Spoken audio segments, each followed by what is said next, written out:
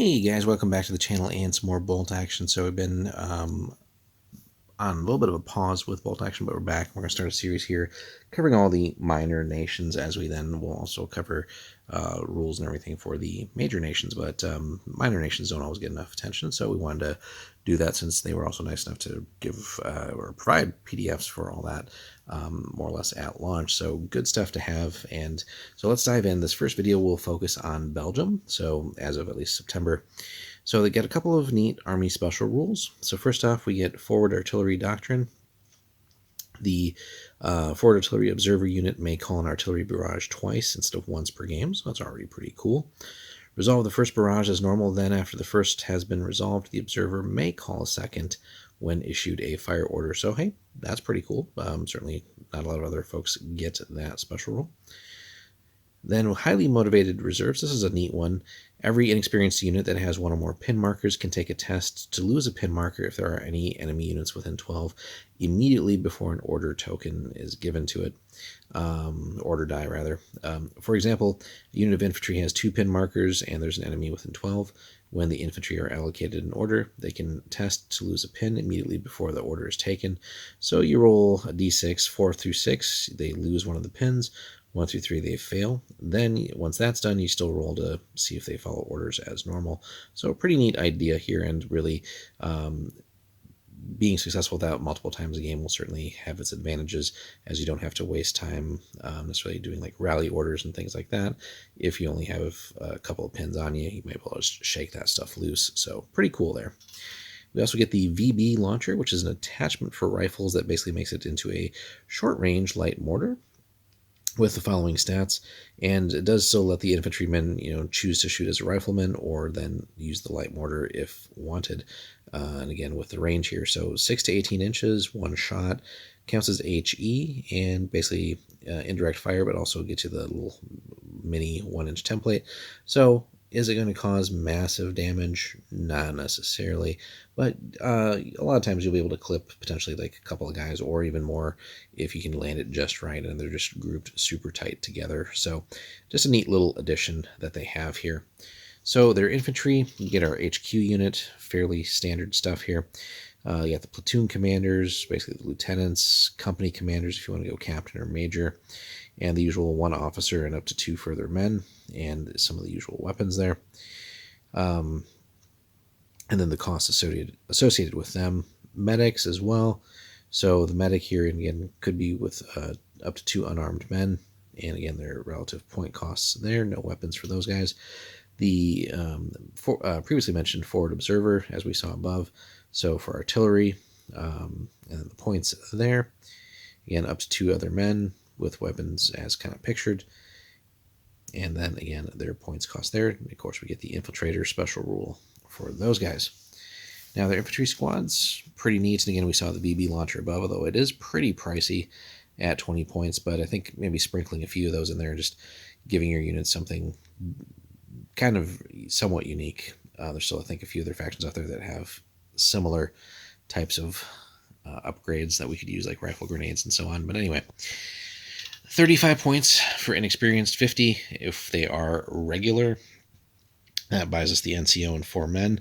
We could add up to 5 additional men, 10 points apiece for regular, or if we want to just create horde units here, up to 15 additional men at inexperienced, which, just big groups of 20.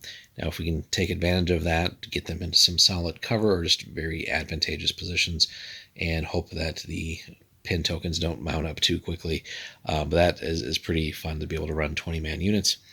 Now, the NCO could have a SMG, pretty normal stuff here. We do have access to BAR, get a little long-range firepower there. Again, the VB launcher. We could give them all bicycles, which I think would look cool and thematic, but I'm not sure really model-wise who makes something like that, and be a kind of a giant pain in the ass, I think, to model that, but it would still nonetheless look cool. Kudos to anyone who's done that. The entire squad. Now, here's an interesting one. We could give them all the engineers special rule, and we'll cover that in a separate video as well, as far as more of the special rules, but just for 1 point per person. So that's actually a neat idea. And then you may designate one regular infantry section per rifle platoon to be a grenadier section. They can't have a BAR or VB launcher, but up to 3 men can have an actual light mortar for 20 apiece. For each light mortar, another person becomes the loader. So in those 10-man squads, you could have some actual legit light mortars, which, sprinkling in some of that in there too, and really just getting some additional indirect punch can be useful, certainly. So, and again, special rules for those options if taken there. So that is some of the main infantry and some of the teams, but let's get on to the other things that we have here. So we have Chasseurs Ardennais. These guys are our vets. As we can see, they just come by default veterans with rifles. Here, interestingly, we can go basically with 11-man squads if we want to, all the way up to 11. Typical NCO options, again, option for BAR, VB launcher. But here we can get anti-tank grenades, which will probably come in handy. We can also just pay to give these guys tough fighters, which is another neat idea. And again, the bicycle option is there. So pretty cool unit. It's going to get a little pricey if we start taking all the upgrades, but being able to have tank hunters, tough fighting tank hunters essentially, and if we really wanted to, bicycles too. But just a neat idea there.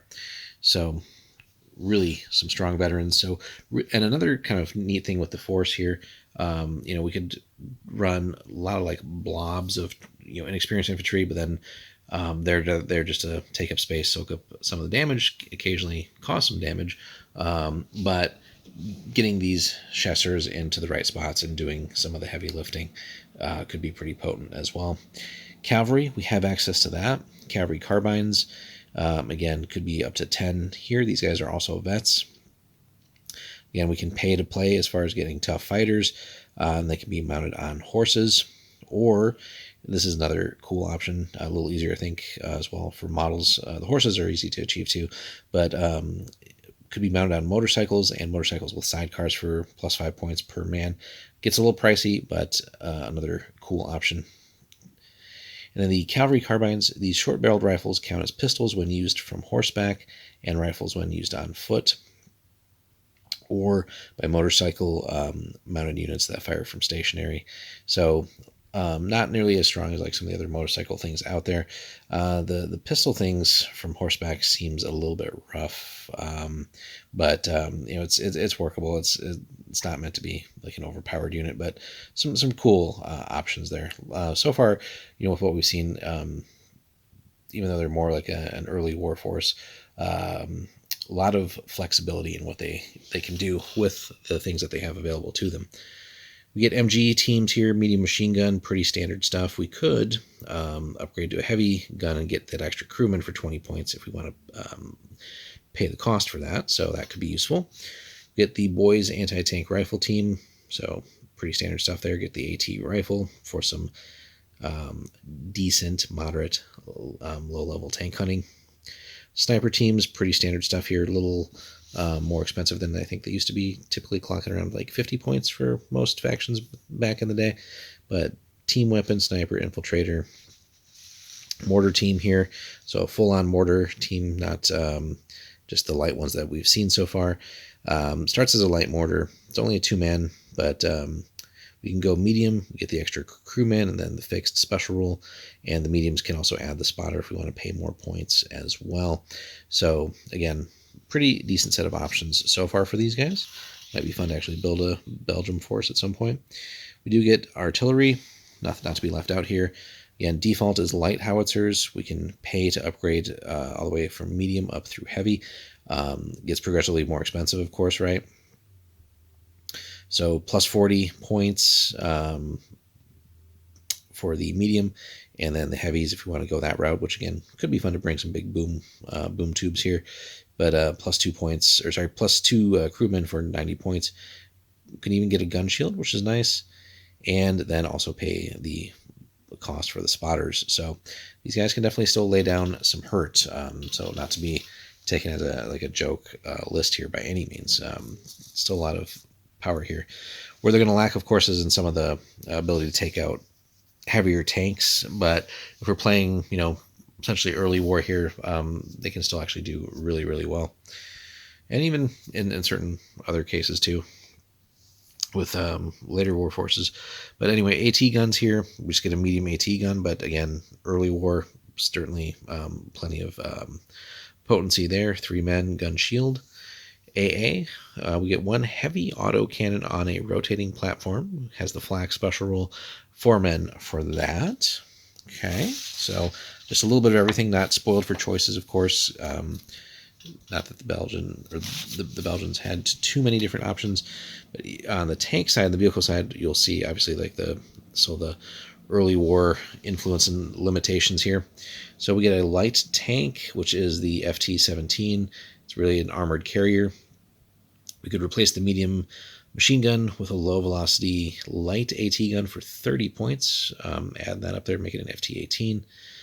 We could remove the pitifully slow rule for another 20 points. Again, we're really tacking on a lot of points here for what is still really a subpar vehicle.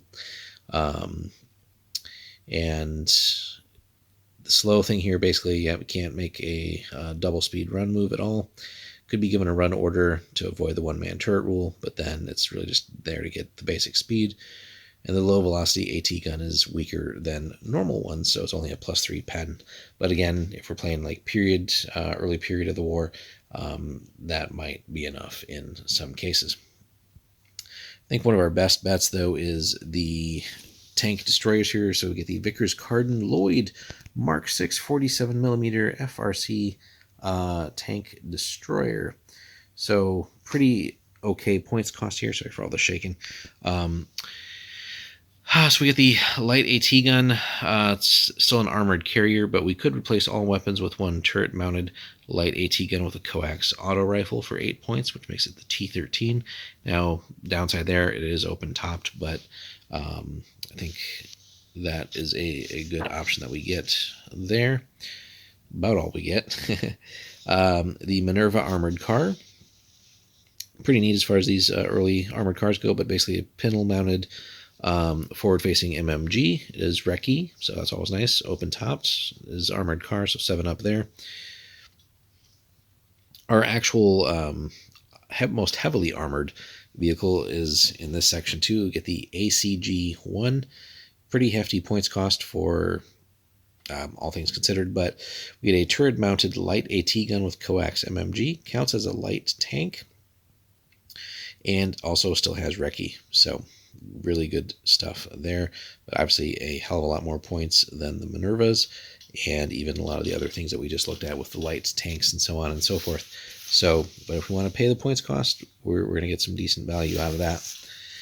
Now, last few things here, guys. We're not going to labor too much on these, but various transports and tows. We get the Citroën half-track. Again, we can tow a fair amount of things. We could add some pintle weapons on here, medium MMG. That's a lot of points, though, for that. But we could transport up to 5 guys here. The field cars could transport up to 4. It's a soft skin. Interestingly enough, add a rear-facing MMG for points, but then we lose the transport capacity. We could pay 2 points, which is pretty cheap, just to be able to transport 6 men. So that's a worthwhile bargain, but really nothing here that will transport larger quantities. But then we could also make it a command vehicle, but then for another 10 points, we lose the transport capacity, but it does give us a actual command vehicle. The VUDB carrier. Here we can transport up to 7 men. So again, a lot of these odd sizes, but might be okay for some of the like the vet units that we have out there. But if we're running like the big 20-man blobs of the regular infantry, they're just gonna have to slog it on foot. But we do get a LMG here. And then finally, another funky unit, the armored tractor, which is either the Ford Marmon Harrington or a Utility B.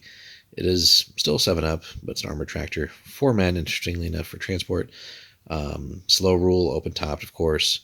If we could actually apparently give it the slow rule to also get a 10-point discount. So if we don't need to get anywhere fast, I guess dirt cheap. And again, can tow plenty of things, basically most of the stuff that we have available. But there you have the Belgium list, guys. So some neat things here. Certainly a nice force for early war. That way, it's not always just like Germans and French or other early war or more common early war factions to play. Belgium does offer a lot of neat things, and again, a little something different as far as the typical list building approach, and some interesting, if quirky, units and abilities, but still in the right hands with the right setup and maybe even favorable map conditions and all that. These guys can still put the herd out, not to be underestimated. And if it again be just for a cool factor, it'd be interesting to see someone model a whole lot of these guys on. Take the time to model everything on bicycles, spend the points for it, but then like dismount. I think that'd be really neat. Let us know, guys, if you've played Belgium in previous editions or in this current one, what you like to do for your typical game sizes and how you tend to fare. Hit us up in the comments. Be sure to like and subscribe. We'll have more bolt action for you guys soon. Thank you so much for watching.